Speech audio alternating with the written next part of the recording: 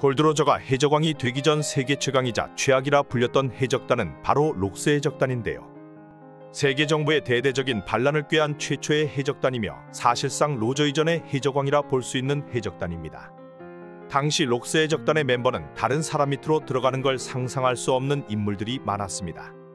먼 훗날 사왕이라 불리게 되는 흰수염이나 카이도 그리고 빅맘이 있었으며 해적왕 로저의 라이벌인 금사자 시키뿐 아니라 헨콕에게 개무시를 당하고 있는 여인섬 출신의 글로리오사도 록스 해적단의 일원이었는데요. 이외에도 음부나 왕직, 미스버킨 같은 이름 있는 인물들이 있었습니다. 이런 거물들과 온갖 해적들을 꼬드겨 만들어진 해적단이라 그런지 선내에서 서로 죽이는 일당들도 있었으며 현재 검은 수염 해적단과도 매우 비슷한 양상을 보입니다. 여기서 흰수염 제안으로 록스 해적단의 견습 선언으로 들어가게 된 카이도우는 과거부터 완전 무적이라고 평가를 받기도 하였는데요. 가난한 국가의 소년병에서부터 최강의 병사로 올라섰지만 자신을 정치에 쓰려하는 국왕과 호송 중이던 군함을 박살내버리며 현상금이 걸리게 됩니다.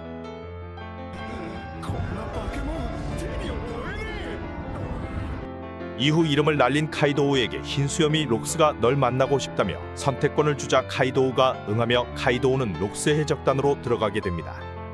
막 들어온 카이도우에게 빅맘은 록스는 형편없는 녀석이라며 무슨 일이 생기면 자신에게 오라고 말하기도 하였습니다. 빅맘이나 흰수염의 발언으로 보면 록스 디지백과 상하관계가 있지는 않은 것으로 보이기도 하는데요.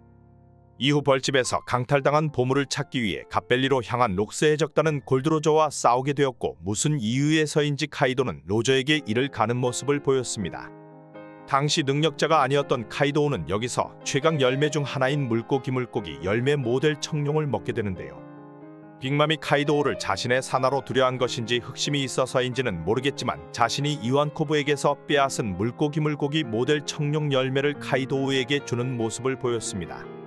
그리고 최근 빅맘과 카이도우의 만남에서 너는 나에게 빚이 있지 않냐며 과거 악마의 열매를 준 것을 다시 한번 확인시켜주기도 하였습니다. 하지만 빅맘의 이런 노력에도 카이도우는 빅맘을 떠나 자신의 해적단인 백수 해적단을 만들었으며 루나리아족 킹 알베르와 함께 훗날 사왕으로 올라서게 됩니다.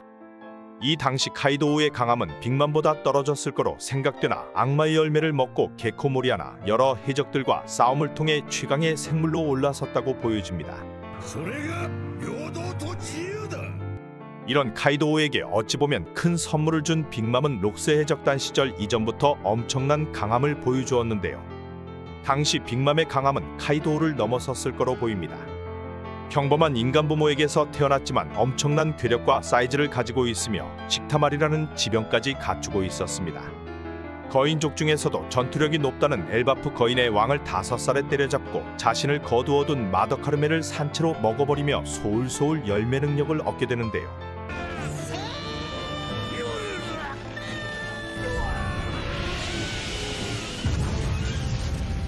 여기서 같은 록스 해적단에 들어가 있던 슈트로이젠과 함께 동행하는 모습을 보였습니다. 두 사람은 꿈이 나라와 모든 종족이 같은 눈높이를 가진 나라를 만들겠다고 다짐하였는데요.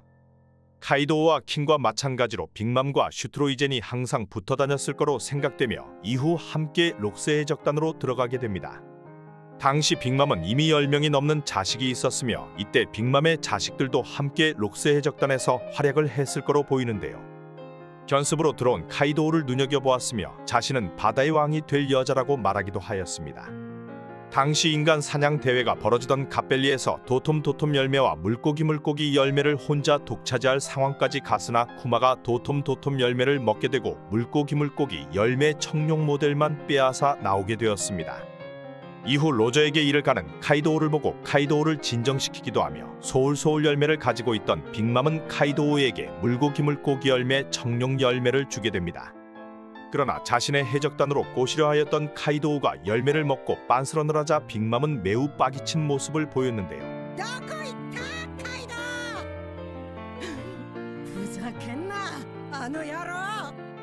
이후 슈트로이젠과 함께 빅맘은 자신들의 만국인 토트랜드를 세우게 되며 신시계를 다스리는 사왕으로 올라서게 됩니다. 록스 해적단 시절 미모가 10명이 넘는 자식들이 있던 상황이었지만 이후 출산의 영향인지 빅맘이란 이름과 같이 진짜 거대한 엄마가 되어버렸습니다. 많은 정보가 나오지 않았던 존은 과거 악명을 떨친 해적 중 한 명이었습니다. 항상 술을 마시는 모습을 보였으며 과거부터 버기가 찾아다니던 캡틴 존의 보물의 장본인이 바로 이 인물인데요. 이명이 캡틴이 붙어 있으며 캡틴 키드로 불리는 키드와도 연관이 있지 않냐는 추측들이 있습니다. 갓벨리의 상륙 후 록스의 적단이 해체되었지만 보물을 굉장히 중요시하는지 보물을 독차지하다 사망하게 되었는데요. 이 사망의 이유는 보물로 인해 불만이 쌓인 부하들로 인해였으며 복부에 꽂혀있는 두 자루의 검이 부하들에게 당한 흔적이라고 보여집니다. 당시 강함을 보면 센고쿠에게도 언급이 되었으며 살아있었다면 사왕급의 강자로 거듭났을 거로 보이는데요. 하지만 과거의 명성과 다르게 존은 게코모리아의 장군 좀비 시체로 사용되며 큰 활약 없이 사라지게 되었습니다. 해적대 함대 대두목이자 로저와 흰수염의 라이벌이었던 금사자 시키도 록스 해적단의 일원이었으며 대해적시대전의 센고쿠의 숙적이었는데요.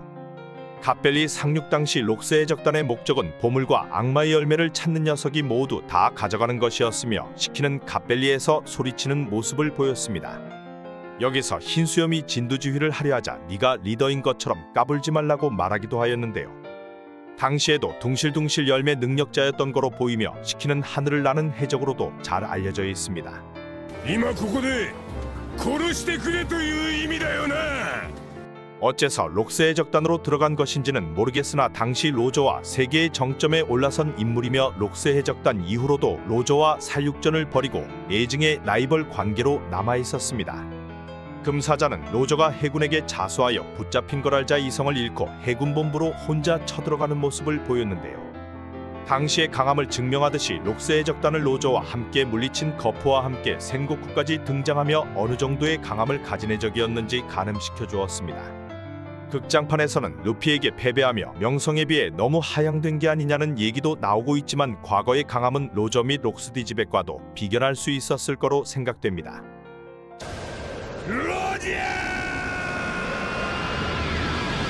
자칭 과학자였던 스튜시는 과거 록스 해적단에 소속되어 있었으며 갓벨리에서는 흰수염 어깨에 올라타고 있는 모습을 보여주었는데요. 현재 위블과 등장하고 위블이 흰수염의 아들이라고 말하는 걸 보통은 다 개쌉소리라고 생각하였지만 과거 이 장면이 나오면서 약간의 신빙성이 생기게 되었습니다. 버킨이 흰수염을 쫓아다니고 있었으며 최근 버킨의 클론 스튜시까지 등장하여 외모를 보니 흰수염이 빠질만했다고도 얘기들이 나돌고 있는데요. 스튜시 클론이 카쿠와 로브루치를 기습으로 기절시키는 걸 보아 버킨 또한 꽤나 강한 강자였을 거로 추측되나 현재는 꼬부랑 할머니로 마시간 모습을 보여주고 있습니다. 또 한 명의 록스 해적단의 여성 선원은 글로리오사로 아마존 릴리의 과거 선선선대 황제가 있었는데요. 상사병에 걸려 황제 자리를 버리고 뛰쳐나간 글로리오사는 벌집에서 록스 해적단 출신인 것이 밝혀졌습니다. 여기서 글로리오사가 쫓아간 것이 흰수염인 건지 흰수염에게 매달려 당신까지 이럴 거냐 말하는 모습도 보였는데요. 스튜시와 흰수염 그리고 글로리오사가 삼각관계였는지 글로리오사는 스튜시에게 부끄러운 줄 알라고 말하기도 하였습니다. 아마존 릴리의 황제답게 강함 또한 남달랐을 것으로 보이며 갓벨리 사건에서 살아남은 글로리오사는 길바닥을 헤매던 고르곤 세자매를 거두게 되었는데요. 당시 친분이 있던 레일리와 선선대 황제 샤쿠야쿠의 도움을 받아 현재는 여인섬에서 행콕에게 조언을 하며 살아가고 있습니다.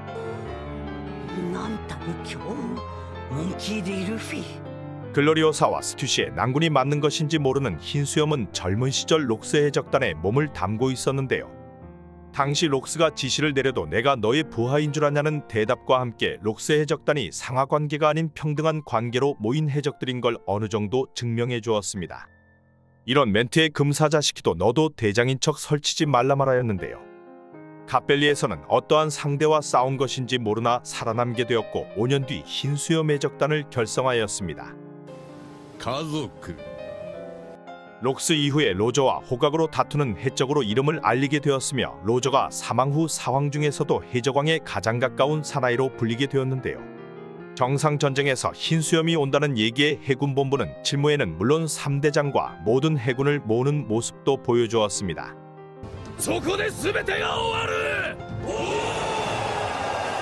마지막으로 록스 해적단의 선장이자 이미 죽어버렸다고 볼 수 있는 록스 디지백은 D의 일족 중 한 명으로 로저 이전의 세계 최강이자 최악이라 불리웠던 해적입니다. 세계 정부와 대항해 반란을 일으킨 최초의 해적이라 볼 수 있으며 어떻게 모은 것인지 금사자시키나 흰수염 같은 강자들을 자신의 해적단으로 모은 모습을 보였습니다. 대부분이 세계에서 내놓으라 할 강자들이나 록스 해적단은 서로를 죽이거나 단합이 전혀 안 되는 상황이었습니다. 빅맘이나 다른 선원들의 짧은 대화만 들어도 록스는 형편이 없다고 신용을 하지 말라는 등 전체적인 평판은 매우 안 좋은 거로 보여집니다. 어느 정도의 강자인지 골드로저와 거프가 손을 잡아서야 쓰러뜨릴 수 있었던 초강자 중 한 명으로 패왕색은 물론 어떠한 악마의 열매까지 먹었던 게 아니냐 추측되는데요. 거프가 해군 전설로 불릴 수 있었던 것이 록스를 쓰러뜨린 사건이었으며 세계 정부는 이런 악명의 록스 디지백을 숨기려 하여 행적을 모두 말소시켜버리기도 하였습니다.